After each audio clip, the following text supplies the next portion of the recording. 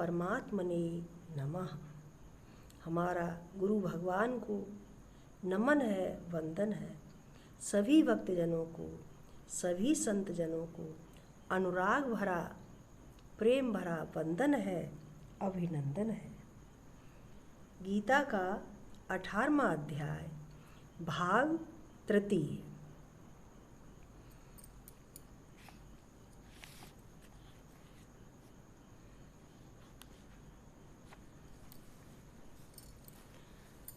चौवनवां श्लोक।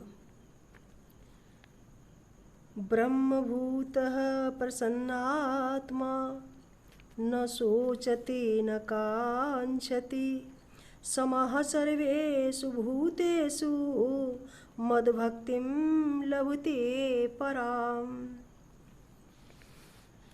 इस प्रकार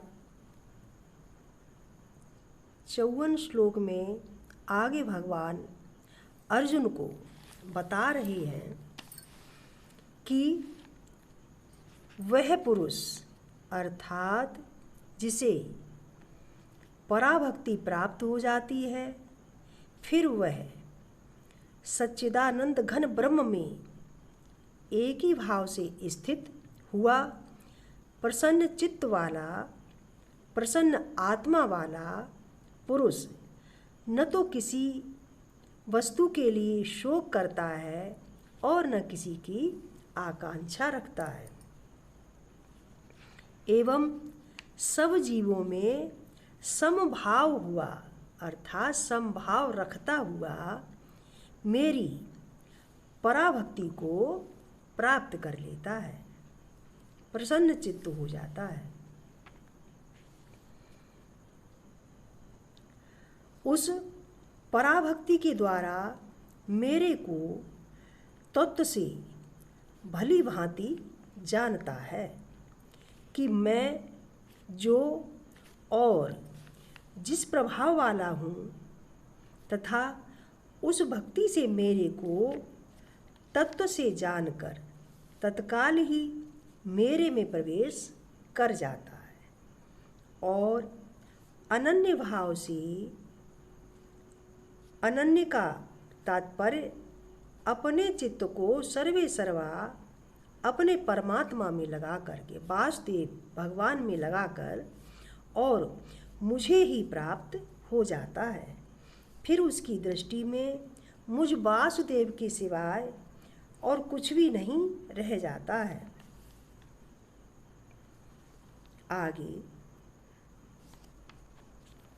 56वें श्लोक में भगवान बता रहे हैं कि मेरे परायण हुआ पुरुष, मेरे परायण हुआ का तात्पर्य सब तरफ से मुझ पर ही आश्रित हुआ, निष्काम कर्मयोगी, संपूर्ण कर्मों को सदा करता हुआ भी मेरी कृपा से सनातन सदा रहने वाला अविनाशी परम पद को प्राप्त कर लेता है। इसलिए हे अर्जुन, तू सब कर्मों को अपने मन से मेरे में अर्पण करके और मेरे परायण हुआ समत्व बुद्धि रूप निष्काम कर्मयोग का अवलंबन न करके अर्थात अवलंबन करके अर्थात सहारा लेकर के निरंतर मेरे में चित्त लगाने वाला हो जा, अर्थात मेरा ही सहारा लेने वाला बन जा, मुझ पर ही आश्रित हो जा। इस प्रकार मेरे में निरंतर मन वाला होकर मेरी कृपा से जन्म मृत्यु आदि सब संकटों को अनायास ही अर्थात अचानक ही पार कर जाएगा और यदि अहंकार के कारण मेरे वचनों को नहीं सुनेगा तो नष्ट हो जाएगा और परमार्थ से भी भ्रष्ट हो जाएगा। और जो तू अहंकार का सहारा लेकर ऐसा मानता है कि मैं युद्ध नहीं करूँगा, तो यह तेरा निश्चय मिथ्या है, क्योंकि क्षत्रियपन का स्वभाव तेरे को जबरदस्ती युद्ध में लगा देगा। अब 60वें श्लोक में भगवान अर्जुन से कह रहे हैं कि इसलिए हे अर्जुन, जिस कर्म को तू मोह के कारण, मोह में बंध जाने के कारण नहीं करना चाहता है, क्योंकि तुझे अपनों से मोह है, उसको भी अपने पूर्वकृत स्वाभाविक कर्म से बंधा हुआ परवश होकर के और फिर भी करेगा। क्योंकि हे अर्जुन, शरीर रूप यंत्र अर्थात यह शरीर भी एक मशीन की तरह है। इस शरीर रूपी यंत्र में आरूढ़ हुए संपूर्ण प्राणियों को अंतर्यामी परमेश्वर अपनी माया से उनके कर्मों के अनुसार भ्रमाता हुआ सब भूत प्राणियों के हृदय में स्थित है। इसलिए हे भारत, सब प्रकार से उस परमेश्वर की अनन्य शरण को प्राप्त हो जा। उस परमात्मा की कृपा से ही परम शांति को और सनातन परम धाम को प्राप्त होगा। आगे 63वें श्लोक में भगवान बता रहे हैं, कह रहे हैं अर्जुन से कि हे अर्जुन, इस प्रकार यह गोपनीय से भी अति गोपनीय ज्ञान मैंने तेरे लिए कहा है। इस रहस्ययुक्त ज्ञान को संपूर्णता से अच्छी प्रकार विचार करके फिर तू जैसा चाहता है वैसा करो, अर्थात जैसी तेरी इच्छा वैसा ही करो। इतना कहने पर भी अर्जुन का कोई भगवान को जवाब न मिलने पर, उत्तर न मिलने पर श्री भगवान फिर बोले कि हे अर्जुन, संपूर्ण गोपनीयों से भी अति गोपनीय मेरे परम रहस्य युक्त वचन को तू फिर भी मेरे से सुनो, क्योंकि तू मेरा अतिशय प्रिय है। इसलिए तेरा जिसमें परम हित हो, मैं वही वचन फिर से तेरे लिए कहूँगा। और हे अर्जुन, तू केवल मुझ सच्चिदानंद घन वासुदेव परमात्मा में ही अनन्य प्रेम से नित्य निरंतर अचल मन वाला होकर के और मुझ परमेश्वर को ही अतिशय श्रद्धा भक्ति सहित निष्काम भाव से अर्थात कामनाओं का त्याग करके नाम गुण प्रभाव श्रवण कीर्तन मनन पठन पाठन द्वारा निरंतर अर्थात लगातार मुझको ही भजने वाला हो जा, मुझ में ही मन लगाने वाला बन जा, तथा मेरा अर्थात मेरे स्वरूप का शंख चक्र गदा पद्म किरीट कुंडल आदि आभूषणों से युक्त पीताम्बरधारी वनमाला कौस्तुभ मणि धारी विष्णु का मन वाणी से और शरीर के द्वारा सर्वस्व अर्पण करके अतिशय श्रद्धा भक्ति भाव से और प्रेम में विह्वल होकर के पूजन करने वाला हो जा, और मुझ सर्वशक्तिमान विभूति बल ऐश्वर्य माधुर्य गंभीरता उदारता वात्सल्य सुहृदयता आदि गुणों से संपन्न सबके आश्रय रूप अर्थात कहने का तात्पर्य जो संपूर्ण सृष्टि का सहारा है, ऐसे मुझ वासुदेव को संपूर्ण आश्रय मान करके और विनय भाव पूर्वक भक्ति सहित साष्टांग दंडवत प्रणाम करके साष्टांग दंडवत प्रणाम करो। ऐसा करने से तू मेरे को ही प्राप्त होगा। यह मैं तेरे लिए सत्य प्रतिज्ञा करता हूँ, क्योंकि तू मेरा अत्यंत प्रिय सखा है। आगे 66वें श्लोक में भगवान बता रहे हैं कि इसलिए सब धर्मों को अर्थात संपूर्ण कर्मों के आश्रय को त्याग कर केवल एक मुझ सच्चिदानंद घन वासुदेव परमात्मा की ही अनन्य शरण को प्राप्त हो जा, अर्थात भगवान के सिवाय अन्य कहीं भी आश्रय न रखने वाला बन जा, उसको रखने वाला बन जा। भगवान कह रहे हैं अर्जुन से कि तू संपूर्णता से मेरी शरण हो जा, मैं तेरे को संपूर्ण पापों से मुक्त कर दूंगा, तू शोक मत कर। हे अर्जुन, इस प्रकार तेरे हित के लिए कहे हुए यह गीता रूप परम रहस्य के किसी काल में भी न तो तप रहित मनुष्य के प्रति कहना चाहिए, अर्थात तप रहित का मतलब अर्थात जो भजन पूजन में नहीं मन लगाता है उसके प्रति भी नहीं कहना चाहिए, और न भक्ति रहित जिसे भक्ति प्रिय नहीं है उसके प्रति भी नहीं कहना चाहिए, और न बिना सुनने की इच्छा वाले के प्रति नहीं कहना चाहिए, जिसकी सुनने की इच्छा नहीं हो उसके प्रति भी नहीं कहना चाहिए।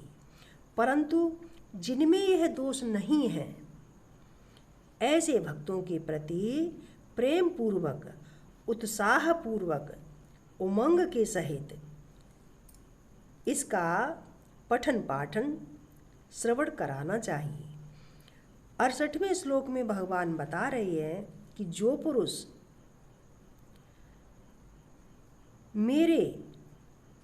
मेरे में परम प्रेम का भाव रख करके इस परम रहस्य युक्त गीता शास्त्र को मेरे भक्तों में कहेगा और निष्काम भाव से मेरे भक्तों को पढ़ाएगा या अर्थ की व्याख्या करेगा और गीता शास्त्र का प्रचार प्रसार करेगा, वह निस्संदेह ही मेरे को प्राप्त होगा, और न तो उससे बढ़कर मेरा अतिशय प्रिय कार्य करने वाला मनुष्यों में कोई है, और न उससे बढ़कर मेरा अत्यंत प्यारा पृथ्वी में दूसरा कोई होगा। इस प्रकार 17वें श्लोक में आगे भगवान बता रहे हैं कि हे अर्जुन, जो पुरुष इस धर्म में हम दोनों के संवाद रूप अर्थात भगवान कृष्ण और अर्जुन के संवाद रूप गीता शास्त्र को पढ़ेगा अर्थात नित्य पाठ करेगा, उसके द्वारा मैं ज्ञान यज्ञ से पूजित हो जाऊंगा, और ऐसा मेरा मत है अर्थात ऐसा मेरा मानना है। भगवान स्वयं कह रहे हैं कि ऐसा मेरा मत है, ऐसा मेरा मानना है। अब आगे भगवान बता रहे हैं कि जो पुरुष श्रद्धायुक्त और दोष दृष्टि से रहित अर्थात पूरी श्रद्धा भावना के साथ और दोष दृष्टि से रहित हुआ इस गीता शास्त्र का श्रवण भी करेगा, वह भी पापों से मुक्त हुआ उत्तम कर्म करने वालों के श्रेष्ठ लोगों को प्राप्त होगा। इस प्रकार गीता के महात्म्य को कहकर भगवान श्री कृष्णचंद्र आनंद कंद ने अर्जुन से पूछा कि हे पार्थ, क्या यह मेरा वचन तुमने एकाग्र चित्त होकर के श्रवण किया है? और हे धनंजय, क्या तेरा अज्ञान से उत्पन्न हुआ मोह नष्ट हुआ है? इस प्रकार श्री भगवान के पूछने पर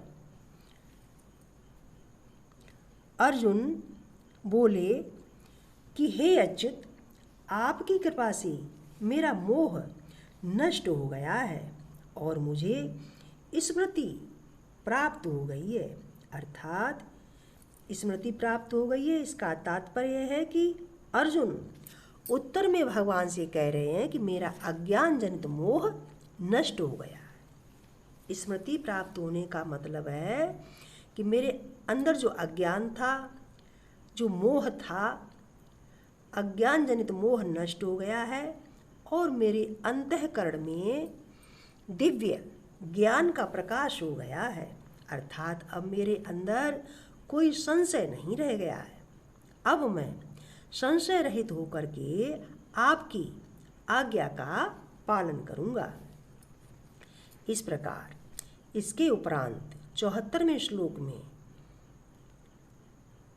अब आगे संजय बोले धृतराष्ट्र से कि हे राजन, इस प्रकार मैंने श्री वासुदेव के महात्म्य, वासुदेव और महात्मा अर्जुन के इस अद्भुत रहस्यमयी और रोमांच कारक संवाद को सुना।